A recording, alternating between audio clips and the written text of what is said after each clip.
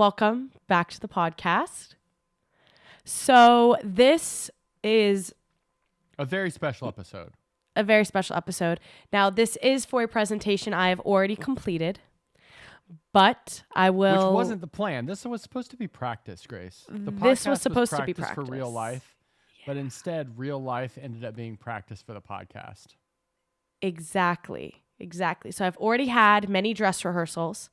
Okay. So hopefully at this point, I have, gotten rid of all the creases and dents that occurred during my presentation. Now, okay, this is also maybe a problem.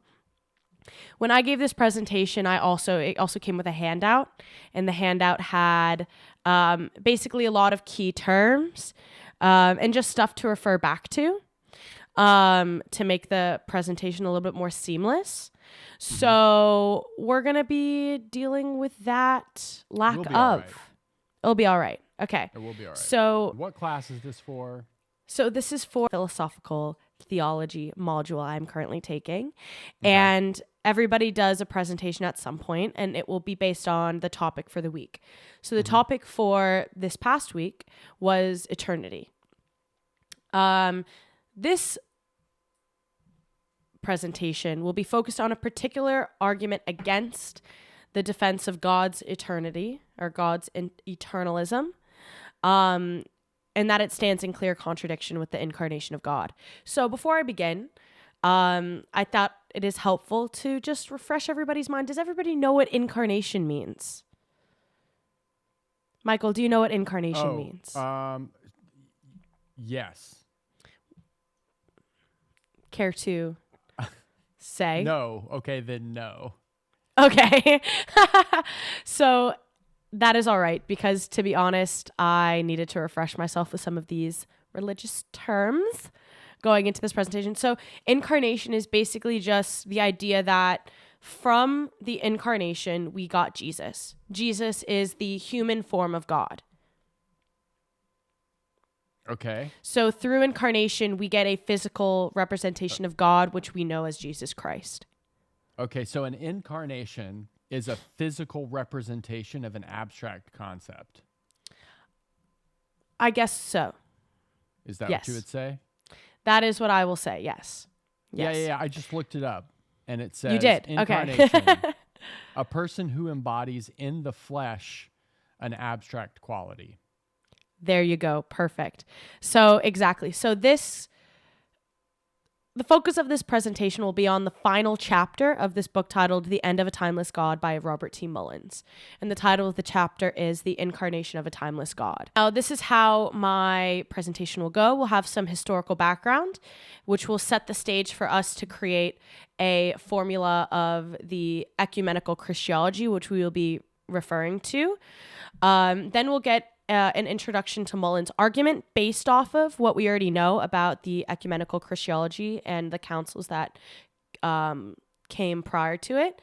And then after that, we'll look at two strategies this Christianology uses to justify their place, their argument.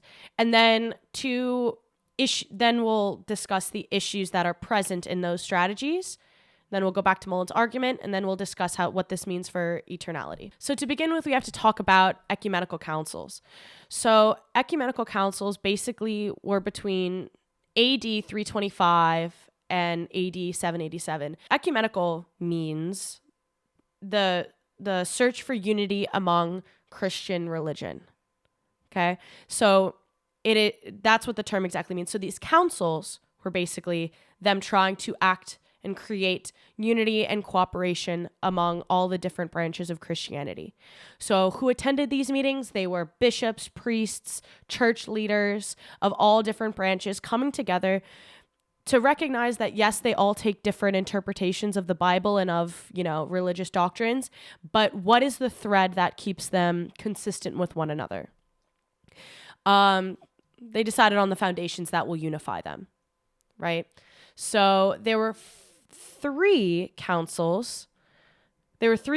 meetings that are of importance to us in this discussion, which will be the First Council of Nicaea, the First Council of Ephesus, and the Council of Chalcedon. So there were 7 first councils that like the first 7 of the ecumenical councils were like really important. Of those first 7, these 3 we will discuss. So let's start off with some background in the First Council of Nicaea. In this council, they basically decided on the idea of the Trinity. And Michael, do you care to explain what the Trinity is? Yeah, so the If you know. idea that God is broken into 3 pieces, the Holy Spirit, the Father, and the Son. Exactly, yes. And on top of that, and on top of determining the relation between the members of the Trinity and God, you also had this proclamation that they all, because they are all divine forms of God, because God is also divine, so to be a form of them, they also have to be divine. They all must share that same divine essence. Okay, so that term, we'll refer to that term as homeosis. I don't know if that's exactly how you pronounce it. That's how I've been saying it. So forgive me if I'm saying that wrong. I think it's some like Greek or Latin, but homeosis is just the idea that from the Trinity, we understand all of them to share the same essence of divinity. Okay. And another thing that was emphasized during this council meeting was that because all of them share the same divine essence, no member of the Trinity is subordinate to another member. So you would assume, right, that like, oh, the son of a father is maybe in subordination to its father, right? Like that's what we would think of in our like reality, right? Like you're not lesser than your father, but like you're under the authority that your father has. That is not how you should understand the relation between the Father and the Son in the Trinity. Now, in the First Council of Ephesus, we have a little story time here. So the basis of this meeting housed an argument between Cyril of Alexandria, pictured on the left with like the crosses on his jumper, and Nestorius. So they were trying to explain, how do we take from the Trinity, right, an incarnation of Jesus Christ? And if that man, Jesus Christ, is supposed to have divine and human essence, right? Because he's in bodily form. He's not just divine, he is something else because he takes human form. The argument between them, Nestorius was like, doesn't it make sense that from incarnation we have 2 people? We have 2 different minds. We have a divine mind, we have a human mind. It feels like what should follow from the incarnation is 2 people. Cyril was like, I don't think so.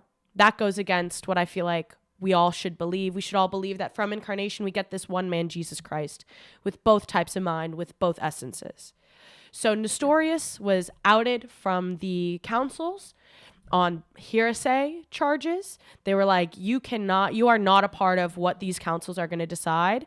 You will not be in the core faction of this Christianity, right? You take your idea somewhere else. From incarnation, we get one person.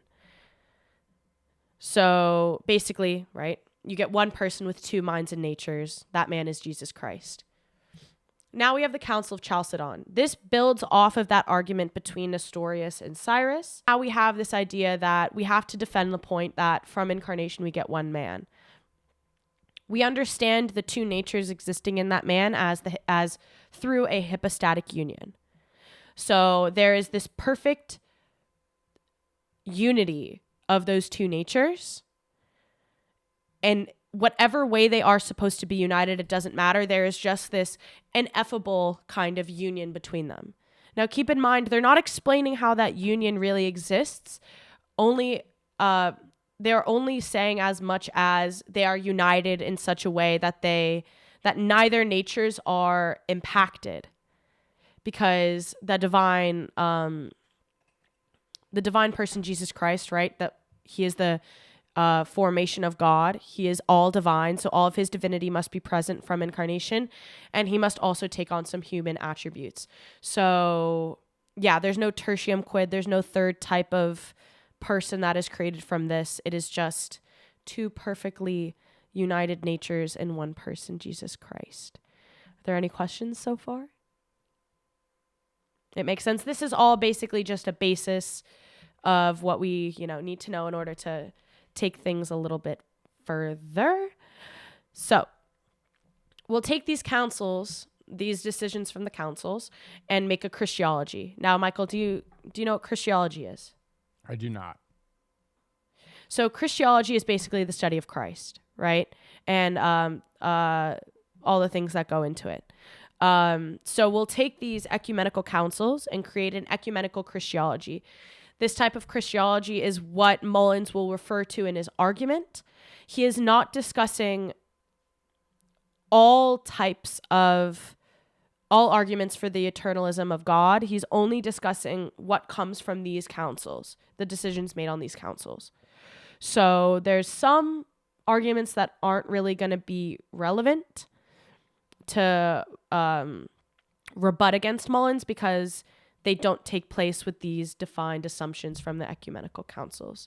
So what do we know thus far about two very strict elements of this ecumenical Christiology based on those previous slides? They both start with H, if you can recall. This is where I'd say refer to the sheet. There's two terms in section 1 of what are important. Do you recall any of them, Michael? It's okay if you don't. There was one word, histology. No. Okay. The two vital components for this formation of an ecumenical Christiology will be homeostasis and the Hippostatic Union. We'll take ecumenical Christiology to assume homeostasis and the Hippostatic Union. Now, in addition, we must also take into the idea the doctrine of divine timelessness. Now, the doctrine of divine timelessness was not a decision made in any of these councils, but they are kind of an underlying theme that they rely upon without actually pointing it out. So let's go into what the doctrine of divine timelessness states. So the doctrine of divine timelessness assumes all of the notions present in the idea of divine simplicity. So simplicity, basically, it's the opposite of complexity, right? And it also cannot be formed from accidental properties. This will all make sense in a second. So what can we know before we know what simplicity is, let's know what complexity is. So complexity comes from our understanding of our temporal relations, right? So we're complex beings. Humans are complex beings. How are we complex? We are able to experience successive things, successive experiences. Successive experiences are, take for example, the feeling of hunger. So we don't just feel hunger, right? We feel hunger through successive experiences. First, we do not feed ourselves, or we are not given food. We do not ingest food. Our stomach remains empty. Our stomach sends signals to our brain that says, hey, nothing's in there. We need to be fed. Boom. Then we begin with this idea of hunger. So we only understand our human hunger through our ability to have successive experiences. We would not understand hunger without those experiences, right? So we as humans have successive experiences. Therefore, we also have potential. We have the potential to change, to move. We're mutable, in other words, right? We can be impacted by other things, blah, blah, blah. A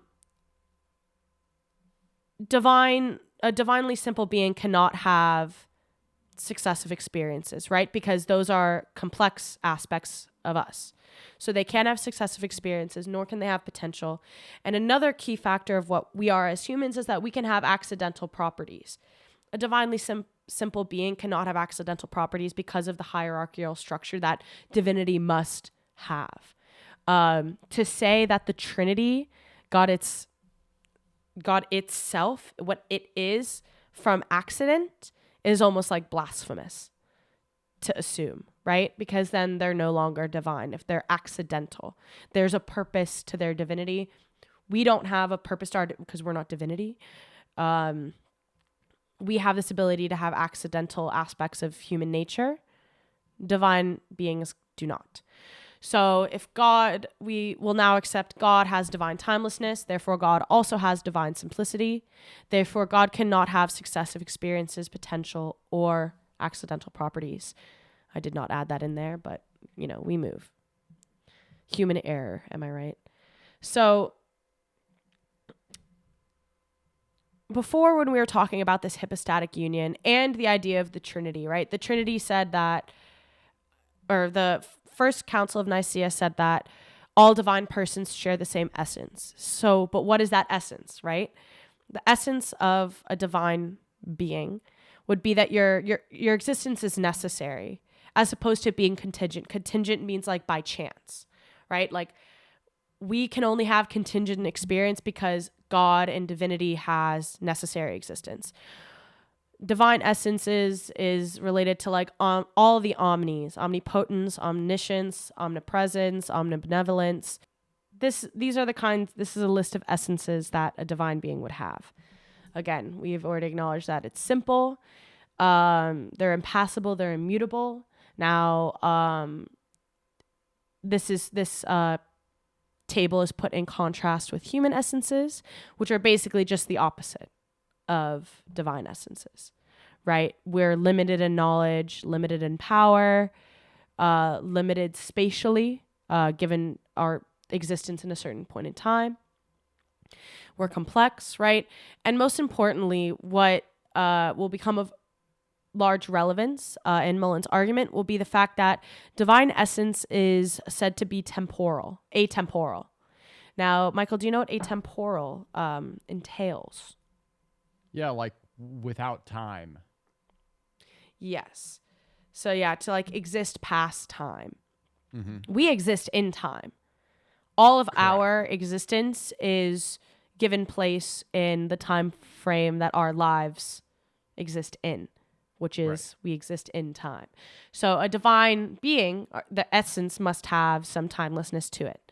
That's where the idea of timelessness comes about. Now I'm going to introduce another table. Now, when we were talking about the hypostatic union and the sharing of two minds, this is what that kind of would look like in a table. So what is said, what Christianology will assume, or ecumenical Christianology will assume, is that these two minds, even though they seem to be in contradiction to one another, these two minds exist in one person, and that person is Jesus Christ. Jesus acquires his divine side from the Father and begots his human mind from the Virgin Mary. So thus the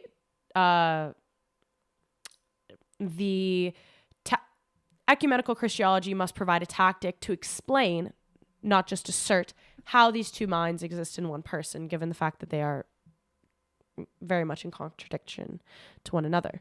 So Mullins will basically say that in order for Christianology to make sense of the incarnation and Jesus Christ inheriting divinity and humanity, they should reconsider their commitment to the atemporal timelessness aspect of his divinity. So first, if the divine mind is timeless, God the Son will have a divine mind. Timelessness cannot be embodied, right? Because embodiment is kind of taking place in temporal things. Then God the Son cannot be embodied. Or another way to show it is that because God is Jesus, or God the Son, Jesus can't be eternal. So therefore, God can't be eternal. Because, right, they're supposed to share that same essence of timelessness. Therefore, for incarnation to be true, eternalism must be false. Mullins tries to provide an account for Christianology to explain how the two types of minds can exist in Jesus Christ. Strategies that ecumenical Christianology tries to do that through. And the second one builds off the first one. So the first one is to say, okay, how can we explain the fact, how can we explain that there is a unique relationship between the Son and his humanity that makes him different from ours? We can say that unlike us, who our human mind embodies a human body, we'll say Jesus Christ has a divine mind that embodies a human body. So this would be the embodiment strategy, which we'll go into more later. And through this embodiment, there will be some sort of unity of contradictory essences and minds. We'll see if that's true. Then following from that, the reduplicative strategy will try to get rid of the contradictory principles, or contradictory properties that we see present in those previous slides. But how will we do that? This strategy will try to say that we can speak of God in relation to his humanity and in relation to his divinity, and speak of those different aspects through different, in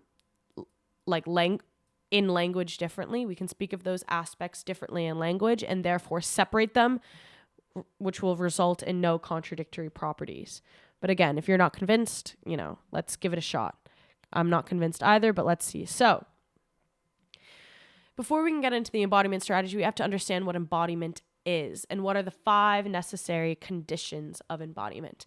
So necessary conditions basically mean that a mind can only embody a body if and only if these 5 conditions are satisfied. So, Michael, would you care to read out the 5 conditions? So the first is disturbances of the physical body can cause pain in the mind. The second is various goings on in the body can cause pleasure in the mind. The mind can move through the body through basic action. The mind can look out through the world from where the body is. And the thoughts and feelings of the mind can be affected by things that go on in the body. Boom. Yeah. Thank you, Michael. So this is supposed to answer the question of how the Son, or Jesus Christ, is uniquely related to his humanity. It tells us that we can understand this kind of connection between divinity and humanity because there is this idea of paracoresis. Again, don't know if I'm saying that right. But paracoresis basically is just the idea of interpenetration, that the divine mind takes hold of the body in such a way that none of its aspects are left or are abandoned in its embodiment. And that through the embodiment of divinity, we get Jesus Christ.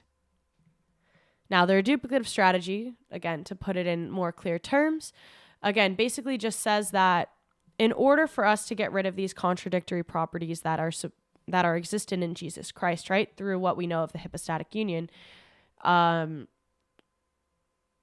we can get rid of the idea of those contradictions is to say that when we speak of Jesus in a way that alludes to properties of his humanity, so let's say Jesus suffered on the cross, right? We can't say God suffered on the cross or his divinity suffered on the cross because divine essences can't suffer, right? That's the whole impassibility thing.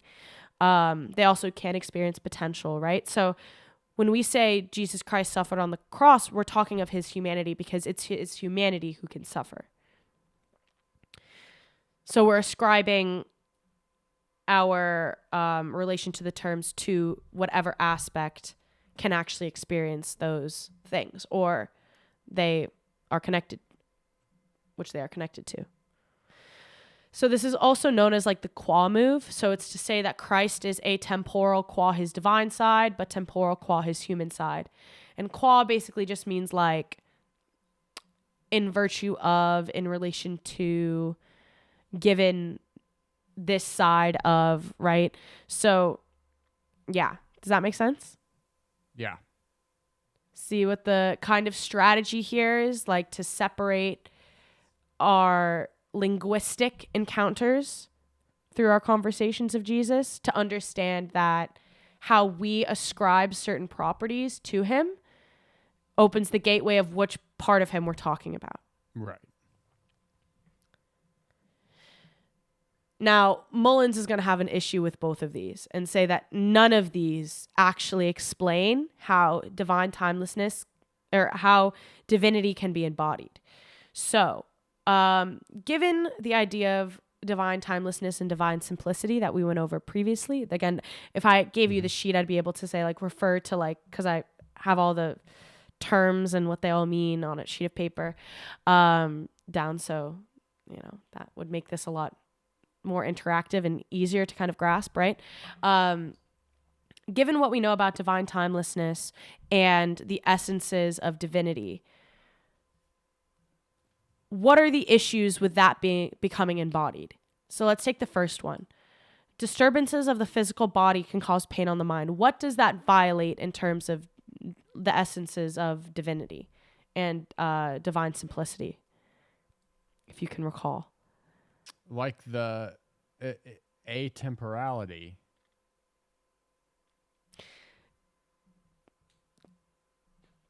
Would you care to suggest another answer? I don't remember all of them. Yeah, you're right. It's okay. Yeah, you see, that's why. Okay, yeah. No, that's fair. That's fair.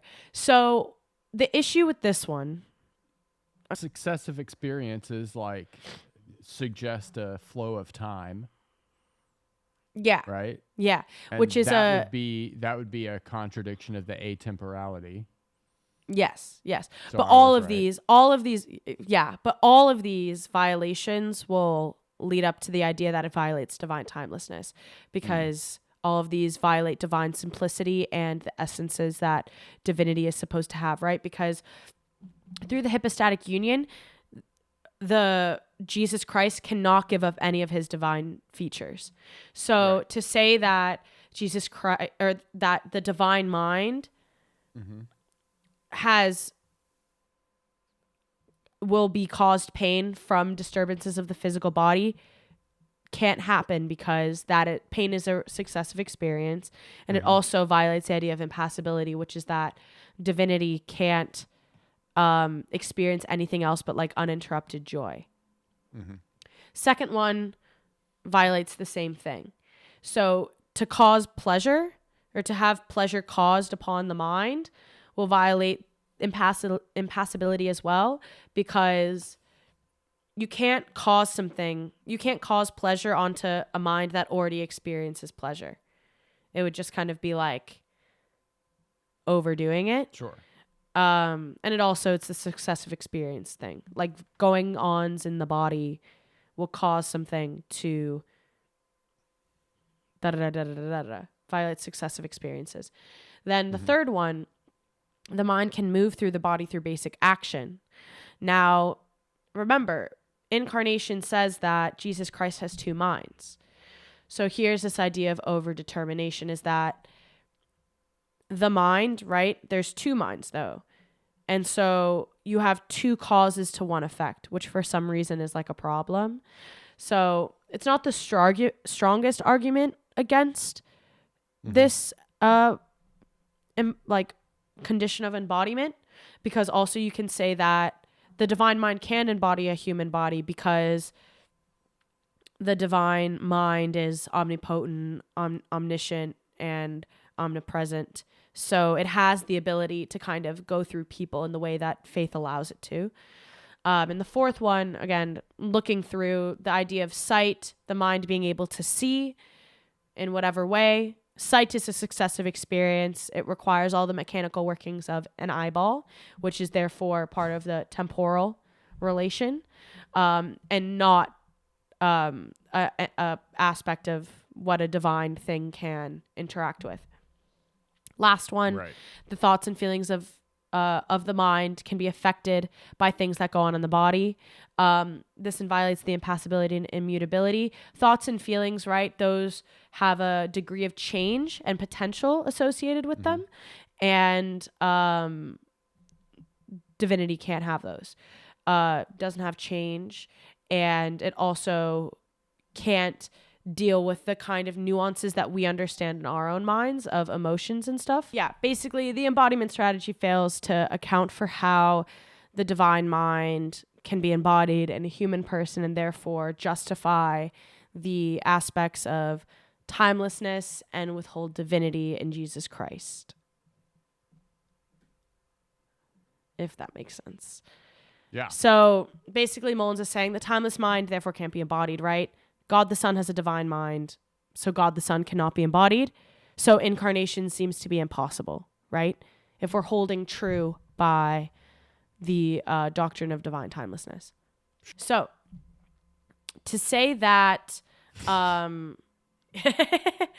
so again, the reduplicative strategy, think back to the qua idea, right? Yeah. Christ is qua, is atemporal qua his divine side and is temporal qua his human side.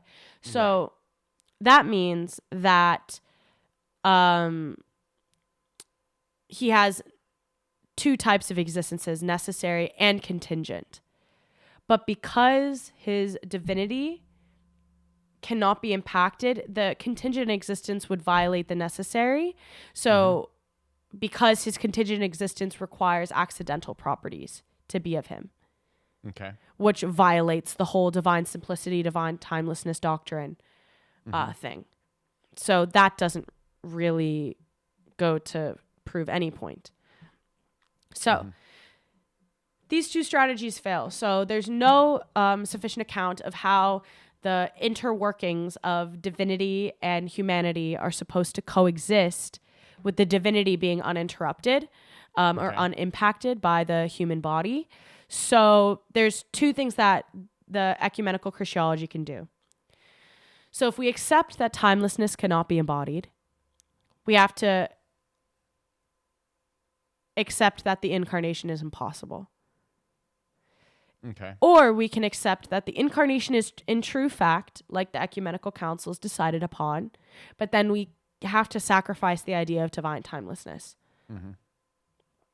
So Mullins leaves this up to the ecumenical Christianology to decide, but he's going to give his own 2 cents. He's going to say that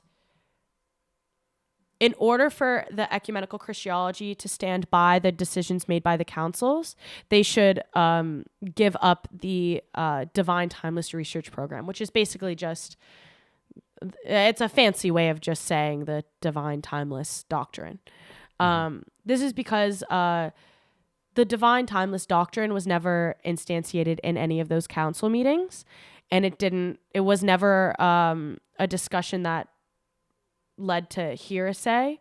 So Christianology has the ability to separate itself from divine timelessness in a way that it cannot separate itself from the idea of incarnation, because that is really set in religious doctrine and in the faith, right? To say that Jesus Christ is the incarnation of God. Right. So boom. What does this mean for arguments of eternity or eternalism?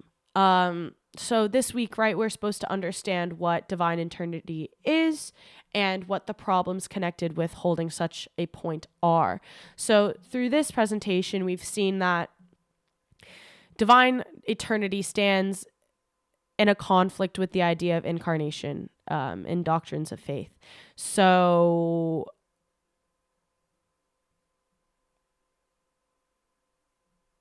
ecumenical Christianology, in order to uphold their religious beliefs, like that of the incarnation, they must sacrifice the notion of the eternality of God, because that's not as forthright in doctrines itself.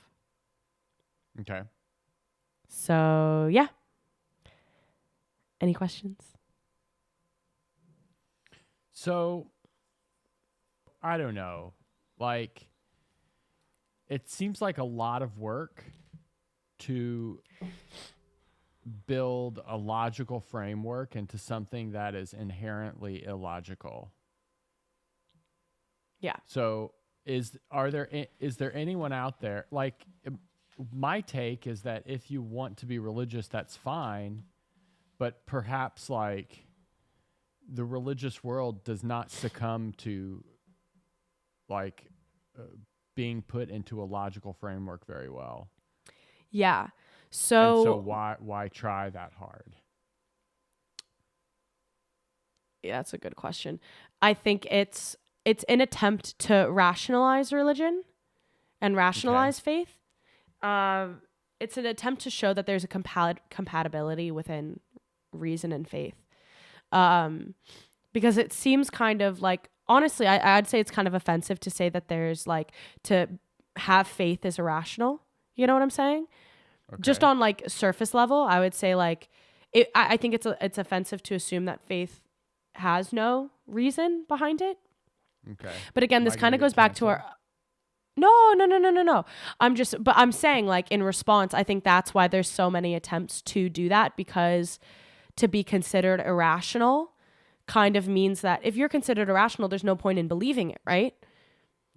So in order to, But do any of these work? So there's another woman and man who followed from conclusions made by Mullins, who Okay. it's Eleanor Stump and this guy, I don't even know what his name is. This guy Stump and Kretzmann. They wanted to uphold this idea of divine eternity. But obviously Mullins' argument with incarnation causes a problem to it. So they tried to go around it by saying that we shouldn't understand eternalism in the way that it's atemporal. So if atemporal is like standing like not in time, like outside of time, they're trying to say eternality is like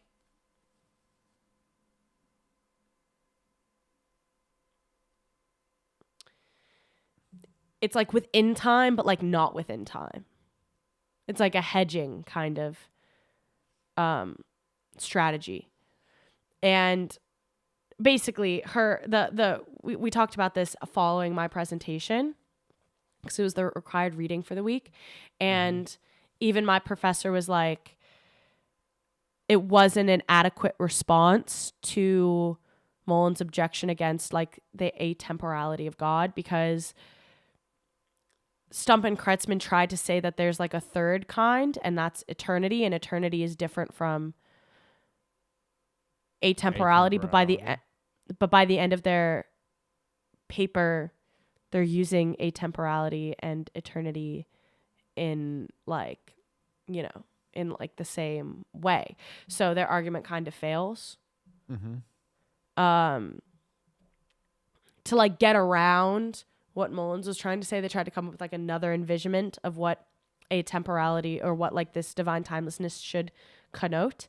And it just doesn't end up working, because they just end up reverting back to the same terminology and not really sticking by their guns about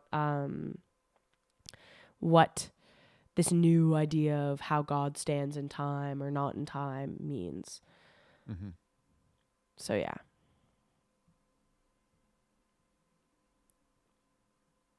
So let's get this straight. It's offensive to say that it's irrational and that you should just maybe be okay with its irrationality. But any attempt to rationalize it fails. Thus far, yes. Yeah. Okay. Yeah. Cause it's like the cycle of like philosophy, you know, like, and in life, right? You can't like, there's always, it's like, I feel like it's like in our human nature, right? To just continue, like to like search for it, even if it doesn't stick, but it'll stick for now, even if it is disproven later, you know?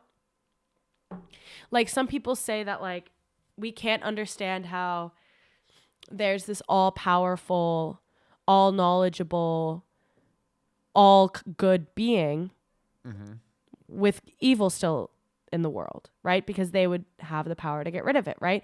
But people say, oh, it's just because we don't know we had what God's plan is. Yeah. But then that invites like skepticism, right? So people try to like do other things with it, even if it is rebutted against. I think the arguments end up relying on the idea of faith, that it must be true, and they're trying to show it to be true. But because you're speaking of things so literally outside of our reach, that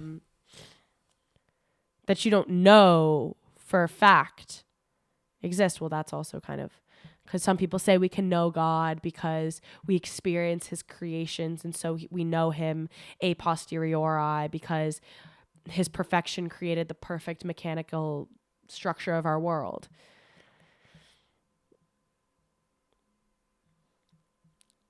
If that makes sense.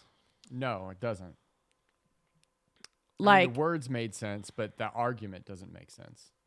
Yeah, that like, if we can know things through experience, we can know God exists through our experience with his creation. But that's presupposing it's his creation. Exactly. And not just like a natural evolution of a system. Yeah. Yeah, like how did you know it how would you know that God existed without presupposing that they exist? Faith. Yeah, that's fine. That's fine. That's fine, like, right? If it's faith, which is fine. Like, if it's faith, then it's fine. Then, like, then trying to rationalize it will always run into an issue. Yeah. And but that's maybe, fine. Like, if you're okay with trying to rationalize it always running into an issue, then that's fine. But then it's not offensive to say that rationalizing it will always, like, run into an issue. Yeah, because it's like, but do we think faith is just purely irrational? I mean, I don't know. I don't know. Like I don't think I think it's irrational from like following the scientific method. Yes. From following the scientific method, I think it's irrational. From like, sort of the structure of human society and the human brain and what seems to be like a natural consequence of us like growing into our civilization, I don't think it's irrational. I think it naturally comes out of like our development as a species. So from that standpoint, I don't think it's irrational. From the scientific method, I do think it's irrational. Yeah.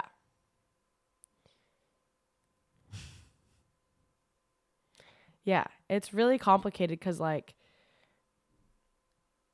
it's like faith can utilize reason, but and I reason hope this class does not. You're taking is not all like, is it all Christianity? There are other. No, other religions, even Abrahamic religions that that would be able to get rid of this problem because of their belief of Jesus's role. Yeah. No, it's interesting. It's just because, right? So I was having this conversation with one of my friends. Basically, he was like, "Oh, like we're talking about it because he read part of the paper that I was doing this presentation on." Mm-hmm. And he was like, I don't like the way he narrows his focus to this like certain section of like Christianity. He was like, because blah, blah, blah, blah, blah, blah, blah. And I was like, no, that's totally fair. But he does that for a specific reason, to counter their belief in divine timelessness. And I was like, but don't you share? I mean, if you're like, if you know, you can focus on a single example. Yeah. And that's what he was trying to do in the paper. Right. And then my friend was like, yeah, because what's also kind of an issue is that, like, but him also doing so and focusing on that certain subsect kind of like, basically what came about from the conversation was that it became clear to me that like these ideas of God and like all of his essences and his attributes are shared with other religions. Yeah, not just Christian-based ones. Yeah, but not in the same way. The main issue that he found in that paper, or that chapter, or whatever it was, was the embodiment of a divinity into a human body. Yeah. That's what because that came issue. from the the incarnation. Even the other Abrahamic religions don't believe that happened, right? Like exactly, and they were committed of heresy to heresy. Yeah, these heresy. I've been saying like that wrong the whole time. I mean, they believe Jesus was like an important part of it, but not like God himself. Yeah. And so they're saying that in this very specific, where they're trying to make Jesus divine and human, does not work. Yeah, with this assumption of atemporality. Yeah. But if you were to say that from incarnation, you got like a different kind of, like where Jesus was like a little less divine, if you were to say that in those councils, you would be ousted. It would have been fine. Yeah. Yeah, Oh, but yeah, these but councils, then, these but then councils were this, like, no. but then this argument wouldn't have fallen apart. Yeah. Yeah. Well, and those councils, like, they didn't, like, that happened hundreds of years after the fact. Yeah. Like, even if you accept, like, all of the stories of Jesus as being fact, right, which is a big if, right? If you accept all of those as being fact, the Council of Nicaea was hundreds of years afterwards, right? Yeah. The first Council of Nicaea was 325. Yeah. And this was like, I mean, how good were like good was documentation back then, right? What do you mean? Stuff to like, for how good was documentation for like the facts of Jesus's life to survive perfectly until 325, when a bunch of people like just decided what was fact, right? I mean, they decided this whole Trinity thing. Yeah.